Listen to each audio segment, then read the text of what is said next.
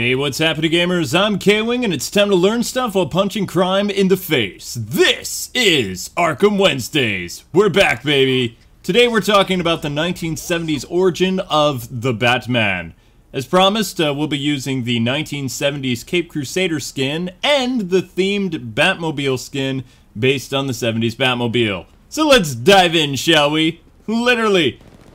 Now, for the most part, the Batman's origin remains intact from what you know. But just so you're aware, we're only going to be talking about the pre-crisis Batman during the 1970s run. Also, I won't be going into detail about any of his allies, Batgirl, Robin, Lucius Fox, Alfred, nobody. Just the driving force that made Batman put on the mask. Okay, so the story opens like every other Batman origin ever. The Wayne family goes out to see a movie, and they run into a mugger. Thomas tried to protect his wife, and both were slain by the gunman named Joe Chill.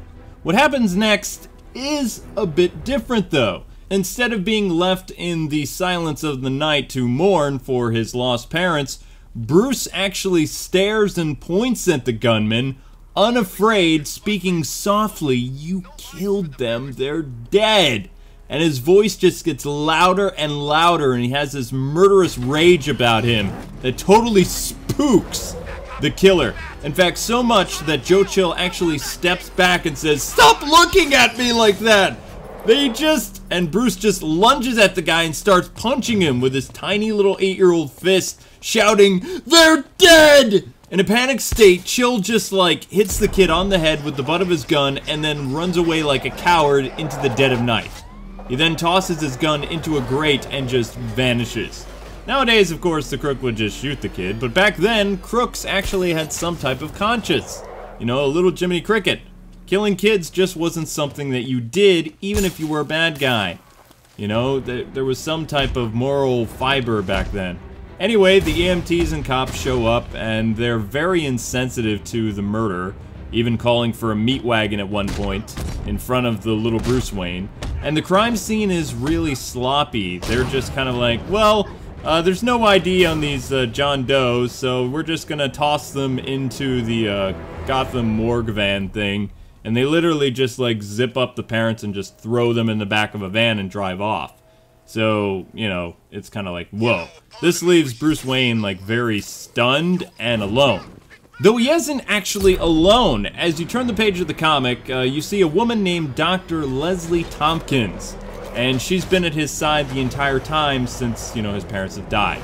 Now, in some incarnations, you know her as the friend of the Waynes. She even, in the animated series, was a colleague of Thomas Wayne in the medical field. So in this, basically she heard gunfire near her Park Row clinic and raced over to see if she could help, but of course the parents were unresponsive and they were dead at the scene.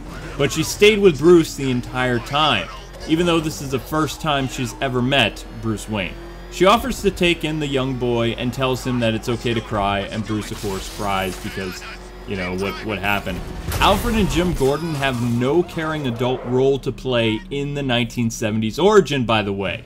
Similar to the 1980s miniseries called The Untold Legends of Batman, which I'm sure some of you have actually read, especially if you're from the 80s. Now, Bruce has a mother figure to help raise him rather than a single old butler dude. Because of this, Bruce is able to get over some of his darkness and tragedy that happened to him as a kid, and he has a somewhat normal childhood, which is very different than a lot of other Batman stories. Still, his rage begins to grow a lot, and it gets him into trouble, to the point that his foster mom can't really control him. Now, unknown to Leslie, late one night, Bruce actually ran into the graveyard and swore his famous oath on his parents' grave, and began his quest. The first thing he does, and this is like a little 8 or 10-year-old kid, he returns to the scene of the crime and finds the murder weapon inside a sewer grate. Now, he cleverly picks it up using a handkerchief to protect the evidence on the gun, so that they can track down the unknown killer. He then becomes obsessed with Sherlock Holmes novels and police reports, which actually you can kind of see in the Gotham TV show, which that's all I'm going to talk about Gotham because I don't like it. Okay? So, yeah. So at school, you know, you'd think Bruce would have a somewhat normal, you know, school, childhood, whatever. Not really. He gets into fights a lot with bullies, and he makes excuses like they were picking on girls, and other times they're extorting lunch money, so I was just serving justice. And of course, what happens is Bruce gets suspended from school. A lot, which breaks his foster mother's heart. Leslie tries to think that Bruce is going through some type of phase and that he'll grow out of it, but he never does. What's really interesting about little Bruce Wayne, though, is even though he gets in trouble with school, detention, occasionally suspended, he never has a run-in with the law. Also, Bruce realizes that he has to try to act like a normal kid, but he creates a new mental mask for himself and forges a new identity, which we'll see, of course, as he gets older. Now, he does his best to be a good son for Leslie. You know, he helps out around the house, helps her at the clinic, does whatever he can, while still keeping his mission a secret. Now, you can really see this come to play in an original 1950 storyline that was considered an annual Batman comic that was considered canon for the 1970s origin of Batman. And this happened during one of the summers where Bruce was living with a mother figure, in this case, Leslie Tompkins.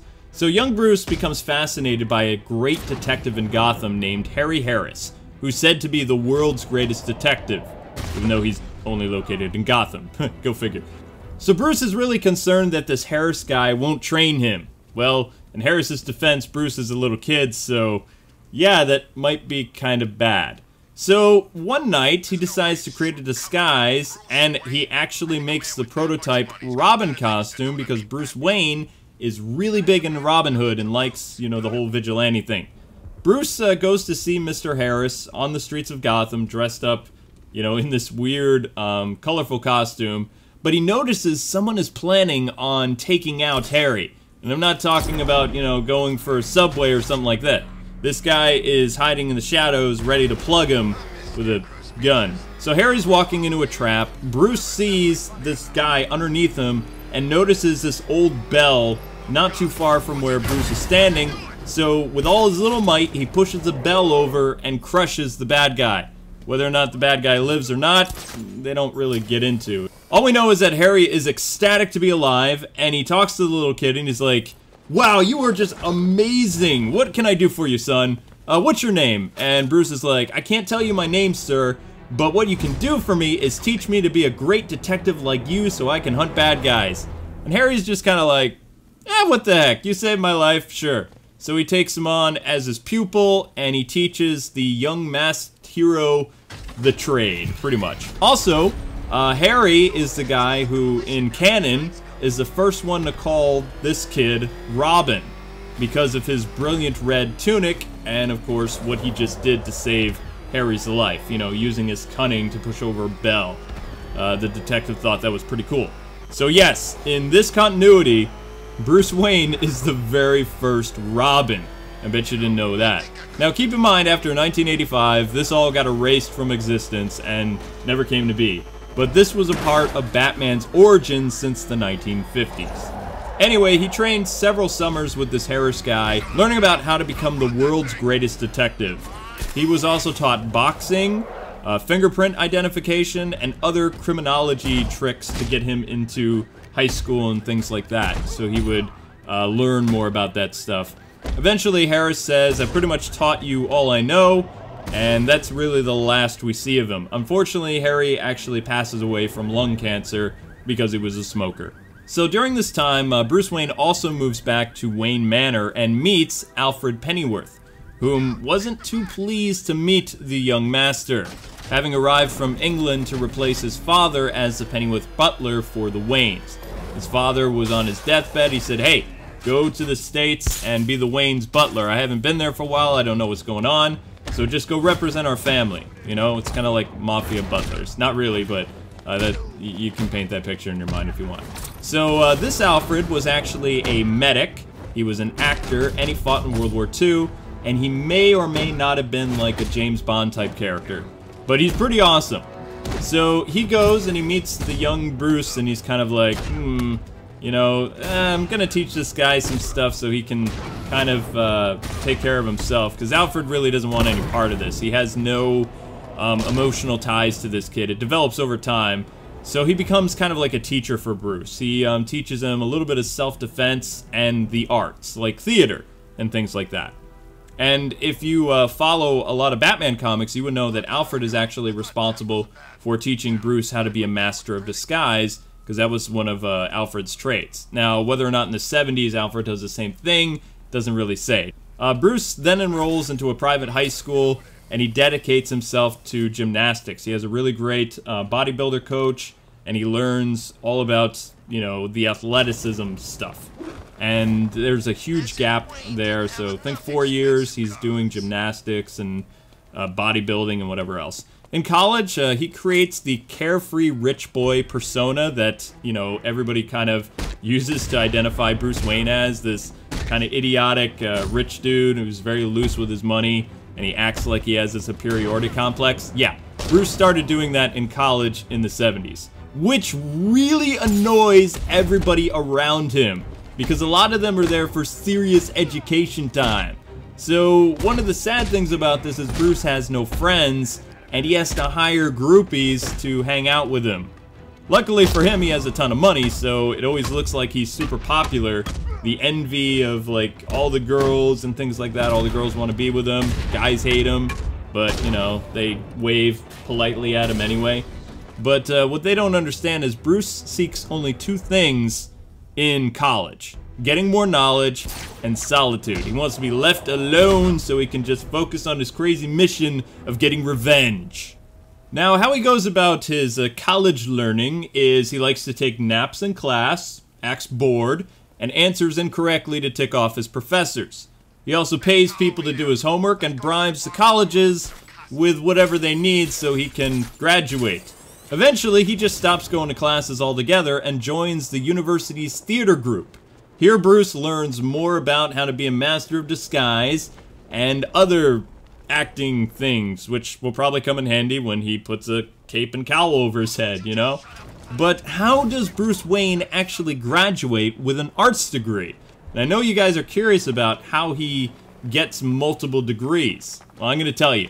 So how Bruce is able to get his law degree and things like that is by doing the actual coursework. Even though he doesn't go to class, finds some way of getting his degree in law, criminology, and all kinds of stuff just by doing his homework and all this other stuff. Now, I know curriculum is completely different nowadays, but somehow in the 70s, I guess it worked. I don't know. Either that or it's a comic book and they were just, like, throwing caution to the wind and they didn't care. So, even though Wayne is doing all this crazy stuff to get these multiple degrees, to the public eye, Wayne is a goof-off who's just using his money to get by, and everybody hates him. So while he's doing all the studying and learning on his own, he's the envy of a lot of honor students and things like that, but they don't even know. They just see him as this goofball, which you probably have somebody like that in your college right now. Besides studying law, he learns forensic science, criminology, psychology, all kinds of stuff. And basically, the class clown is a lot smarter than people thought he was. But the question you're probably wondering is, how did Bruce Wayne actually get help in school and stuff like that when he's ticked off all his professors? This is where his theater degree thing came in handy and his master of disguise stuff. Because learning and interacting with teachers is important, and Bruce Wayne has already kind of created like this jerk persona, he needed to make another identity to go and talk with the teachers and debate with them so that he could, you know, speed up the learning. So what he does is he takes a makeup kit from the arts, you know, class or whatever it's called, the theater group, and he creates a visiting hippie identity who's super bright and has a hunger for knowledge, and the professors just love interacting with this individual. But, of course, before a scholarship could be offered to this visiting student who's jumping into classes and listening to lectures, the student would just disappear because, you know, he doesn't exist. Sometimes, though, if a question was too difficult and the professors didn't have an answer right now for Bruce's alter ego right away, then he would have to go a drastic course of action, which would be another type of his, quote, education, which was breaking and entering, along with stealth abilities. Now, if he actually got caught doing this, it would totally ruin what's left of the Wayne reputation, as well as, you know, possibly get him into jail for breaking into the dean's office and doing some other stuff, as well as getting kicked out of school. So Bruce knows he can't get caught doing this, but he enjoys the thrill of it.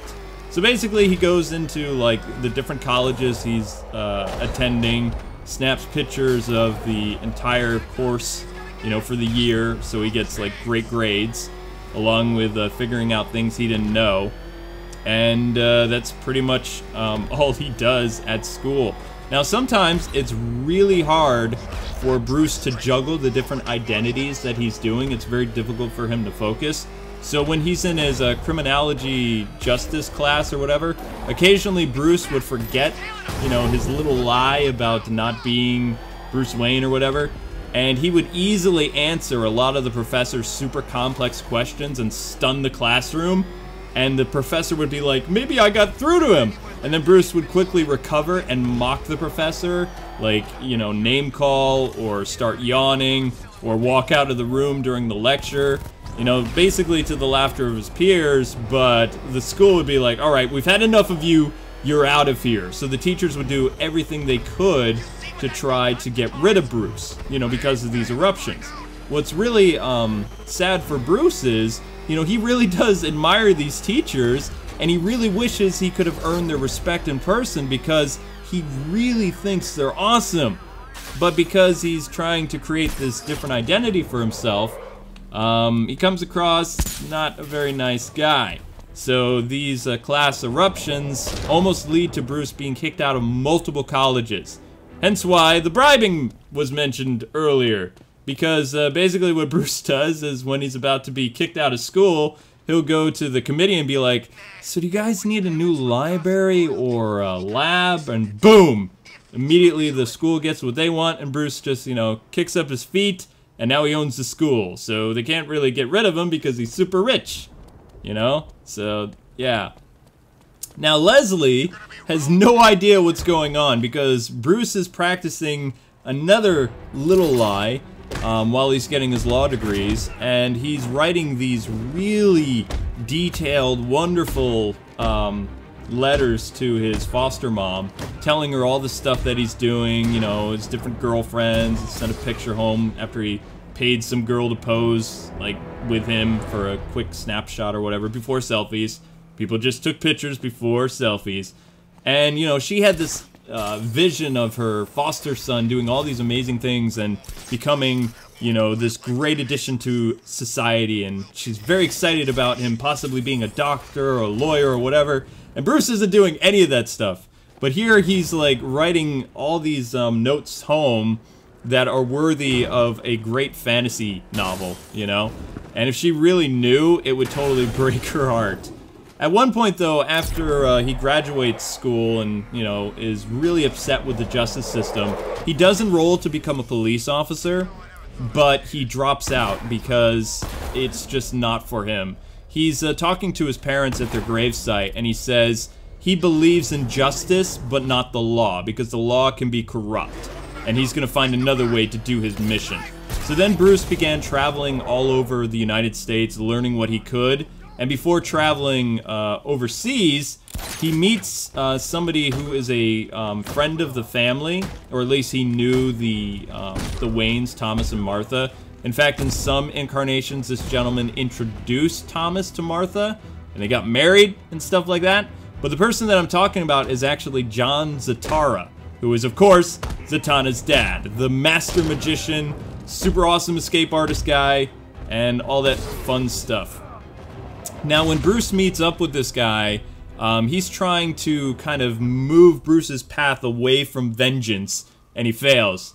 And he's like, you know what, because I failed to stop your dad from messing with the mob or whatever, I'm going to teach you how to become what you want. I'll teach you whatever you want. So he teaches Bruce ventriloquism, he teaches him how to be a master escape artist, along with how to fight against magic. Even though Bruce is unable to use magic himself, he is very well versed in it, and he can defend himself against pretty much all types of magic.